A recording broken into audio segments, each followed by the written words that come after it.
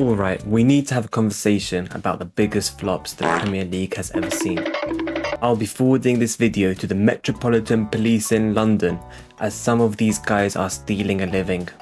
Number 5 is Tanguy Ndombele. Probably most of you have already forgotten about this guy, but you have to be especially bad to look poor in a Tottenham team. Ndombele cost Spurs 63 million quid, which is funnily enough the number of hamburgers he ate while he was there. Even though he only scored 6 goals in his 5 years there and was loaned off to multiple clubs, he did teach us one thing: that Tottenham have the best canteen in the country. Number 4, Jadon Sancho. Having come through the Man City youth setup and excelling in Germany, Man United probably thought they had the next big thing, and that is exactly what they got in Jadon Sandwich.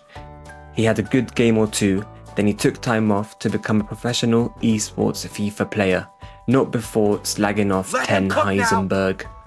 Oh yeah, and all of this happened while he was on 350 grand a week, and he somehow managed to get to a Champions League final. Obviously, with a CV that good, the most populated gym in London came calling for him. Number 3 is Romelu Lukaku. This guy has been the biggest fraud for 10 years running. His name must be on FBI's most wanted list for defrauding English teams for over £350 million. He's got the touch of a homeless bum in New York wearing Timberland boots and baggy jeans.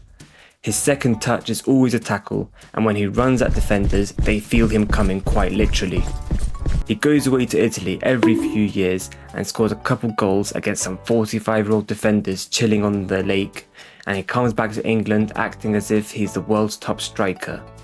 Chelsea bought him for around 100 million quid, and to repay them he scored 8 goals before doing an interview saying he wants to leave.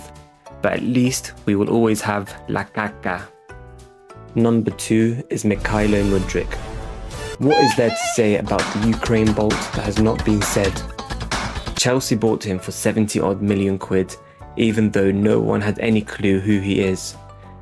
Todd Boehly just had a quick look at Mikel Arteta's shopping list and just nabbed him straight out of his basket. To be fair, he did have a good 20 minutes against Liverpool on his debut, but that is where the compliments end. This guy has had more controversies than goals at Chelsea, including saying the N-word and filming an old person's butt crack. Oh well, at least he's only on a 7.5-year contract, so Chelsea should be able to get rid of him quite easily. Number 1, of course, is Antony. I was unsure whether Antony would go on the biggest flops or the biggest goats of the Premier League. This guy has revolutionised the way we look at football. From now on, there will be football pre-Antony and post-Antony.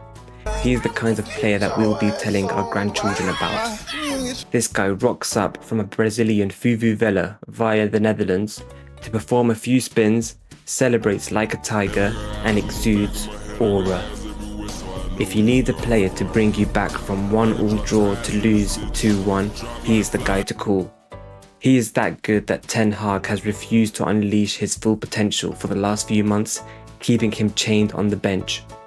He must be waiting for United to reach the Champions League final, so Antony could score a double hat-trick within the first 15 minutes and force the other team to forfeit.